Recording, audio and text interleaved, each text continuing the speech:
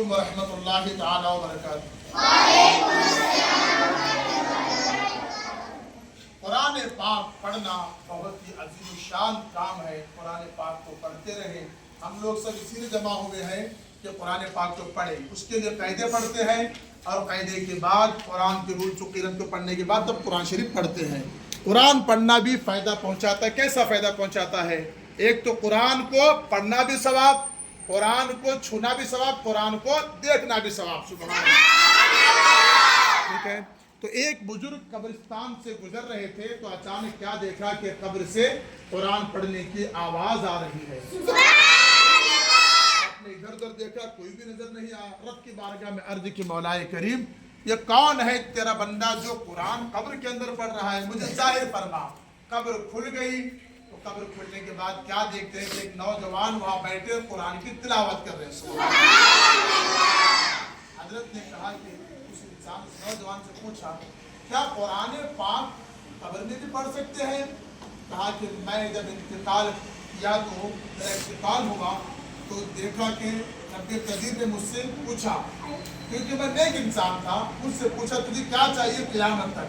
تو میں نے کہا مولا میں قرآن سے بڑی محبت کرتا ہوں، قیامت تک مجھے قرآن پڑھنے کی توفیق عطا فرما۔ تو اللہ تعالیٰ نے قرآن پاک مجھے عطا فرما، قرآن پاک میں تلاوت کرتا جاتا ہوں، قرآن پاک کی تلاوت کرتا ہوں۔ تقریباً 70,000 قرآن میں نے پڑھے ہیں۔ سبحان اللہ۔ اور زور سے کہے قبر والے نوجوان کہتے ہیں آپ ایک مرتبہ سبحان اللہ پڑھ کے مجھے دیجیے۔ کیا پڑھنا؟ سبحان اللہ کہہ کے مجھے دیجیے، ثواب اس کا میں قبر کے اندر 70,000 جو قرآن پڑھائے میں آپ کو دے دوں گا۔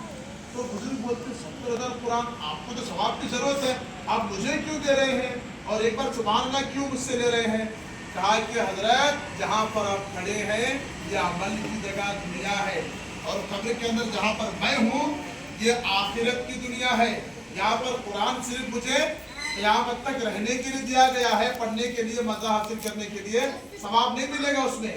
جہاں آپ کھڑے ہیں جو دنیا ہے وہاں ایک بار سبحان اللہ کہنا قبر کے اندر 70,000 قرآن پڑھنے کے برابر ہے۔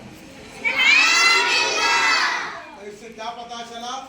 اس سے پتا چلا کہ قرآن پاک کی اتنی بڑی عظمت ہے کہ قرآن پاک کی وجہ سے لوگوں کو فائدے پہنچتے ہیں۔ السلام علیکم ورحمۃ اللہ تعالی وبرکاتہ۔